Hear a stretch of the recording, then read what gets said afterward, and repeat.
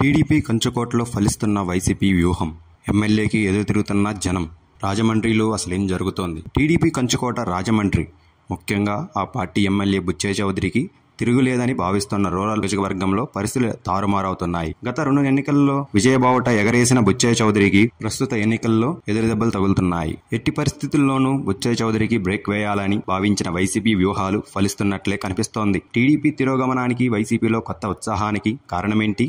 Rajahmundry rural పోరు ఎలా ఉంది? అది ఇప్పుడు చూద్దాం. గత 4 నెలల క్రితం రాజమండ్రి రూరల్ బాధ్యతలు తీసుకున్న మంత్రి వేణు నియోజకవర్గంలో అందరికీ అందుబాటులో ఉంటూ దూసుకుపోతుండటంతో ఓటర్ల నుంచి ఆదరణ లభిస్తోంది.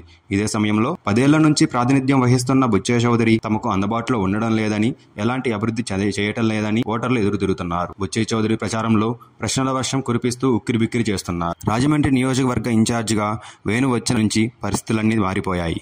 అప్పటి వరకు టీడీపీకి అనుకూలంగా పనిచేస్తున్న వారు సైతం వేణు నాయకత్వానికి జైకొడుతున్నారు. టీడీపీకి పట్టున్న ధవళేశ్వరంలో సుమారు 500 కుటుంబాలు ఒకే రోజు వైసీపీలో చేరడం వేణు నాయకత్వం వల్లనే అని చెబుతున్నారు. నియోజకవర్గంలో తన దృష్టికి వచ్చిన సమస్యలను అక్కడికక్కడే పరిష్కరిస్తూ వేణు తన పట్ల సానుకూలతను పెంచుకున్నారనే అభిప్రాయం వ్యక్తమవుతుంది. మరోవైపు రూరల్ నియోజకవర్గం నుంచి పోటీ చేయాలనే భావించిన జనసేన నేత కందుల దుర్గేష్ కు మొండి చేయి చూపడం, ఆయనను నిడదవోలు నియోజకవర్గానికి మార్చడం కూడా వైసీపీకి సానుకూలంగా మారిందనే లోకల్ టాక్. ప్రజా వ్యతిరేకత ఎదుర్కొంటున్న బుచ్చయ్య చౌదరిని మరింత ఇరుకును పెట్టేలా ప్రచార పర్వంలో అన్ని వర్గాలను కలుపుకోబోతున్న మంత్రి వేణు బీసీ ఓటర్లే టార్గెట్ గా దూసుకుపోతున్నారు. బీసీల్లోనే శెట్టి బలిజ సామాజిక వర్గానికి చెందిన మంత్రి వేణు తన సామాజిక వర్గంతో పాటు ఇతర బీసీ వర్గాలను మచ్చిక చేసుకుంటూ ప్రచారంలో దూసుకుపోతుండటంతో వైసీపీలోకి అవకాశాలు మెరుగయ్యాయనే విశ్లేషణలు వినిపిస్తున్నాయి. ఈ వీడియో కానీ మీకు నచ్చినట్లయితే లైక్, కామెంట్, షేర్ చేయండి. మరిన్ని అప్డేట్స్ కోసం సబ్స్క్రైబ్ చేయండి.